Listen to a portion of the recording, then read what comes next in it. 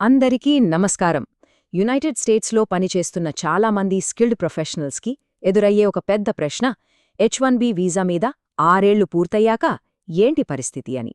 So ఈరోజు మనం ఆ 6 ఏళ్ల లిమిట్ దాటి H1Bని ఎలా పొడిగించవచ్చో, దానికి AC21 అనే చట్టం ఎలా ఒక లైఫ్ లైన్లా ఉపయోగపడుతుందో వివరంగా చూద్దాం. చాలామందికి H1B వీసా మీద 6 ఏళ్లు గడిచాయంటే ఇక అంతా అయిపోయిందేమో, మన కెరియర్ ఇక్కడతో ఆగిపోతుందేమో అని ఒక రకమైన అనిశ్చితి మొదలవుతుంది. కాని నిజంగానే అది ముగింపా, లేక ముందుకు వెళ్లడానికి ఇంకేమైనా దారి ఉందా? దీన్నే చాలామంది 6 CR క్లిఫ్ అని అంటుంటారు. అంటే గ్రీన్ కార్డ్ కోసం ఎదురుచూస్తూ తమ లీగల్ స్టేటస్ని కోల్పోయే ప్రమాదకరమైన అంచున నిలబడటమన్నమాట. ఇది నిజంగా చాలా టెన్షన్ పెట్టే విషయం కదా. అయితే గుడ్ న్యూస్ ఏంటంటే, సరిగ్గా ఈ సమస్యను పరిష్కరించడానికే ఒక ముఖ్యమైన చట్టం వచ్చింది. అదే AC21, అంటే American competitiveness in the 21st century act. సరే, ఇది ఎలా పనిచేస్తుందో లోతుగా చూద్దాం రండి. అంటే ఈ AC21 అనేది ఒక బ్రిడ్జ్ లాంటిది అనుకోండి. మన గ్రీన్ కార్డ్ ప్రాసెస్ నడుస్తూ ఉండగా మనం యుఎస్లో మన పని మనం చేసుకుంటూ ఉండటానికి ఈ చట్టం ఒక ఆధారమన్నమాట. మన స్టేటస్కి ఎలాంటి ఇబ్బంది రాకుండా చూసుకుంటుంది. ఇక్కడ అసలు విషయమేంటంటే, మీ గ్రీన్ కార్డ్ అప్లికేషన్ ఏ స్టేజ్లో ఉందన్నదాన్ని బట్టి ఈ చట్టం 2 వేర్వేరు మార్గాలను చూపిస్తుంది. 2 చాలా ముఖ్యమైనవే. సరే, ముందుగా అందరూ ఎక్కువగా వాడే 365 రోజుల రూల్ గురించి మాట్లాడుకుందాం. ఇది AC21 చట్టంలోని సెక్షన్ 106A నుంచి వచ్చిందనమాట.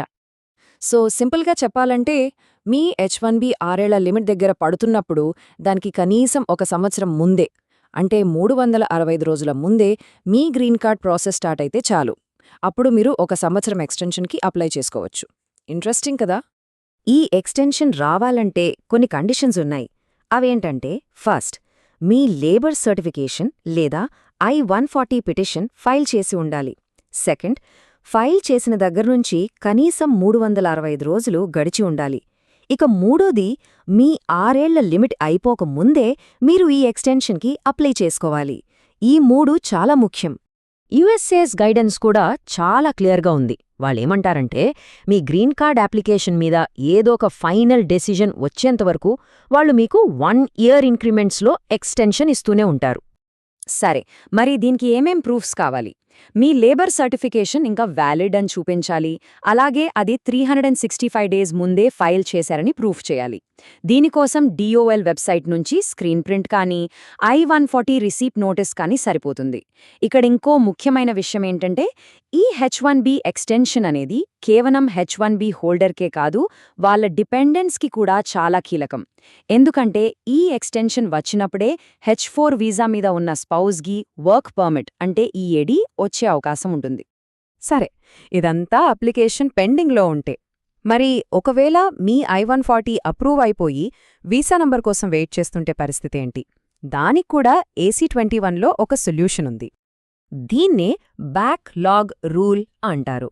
అంటే మీ I-140 అప్రూవ్ అయి మీ సొంత దేశం నుంచి ఎక్కువ మంది అప్లై చేయడం వల్ల వీసా నంబర్ వెంటనే అందుబాటులో లేకపోతే, అప్పుడు మీరు ఏకంగా 3 సంవత్సరాల వరకు ఎక్స్టెన్షన్ తీసుకోవచ్చు.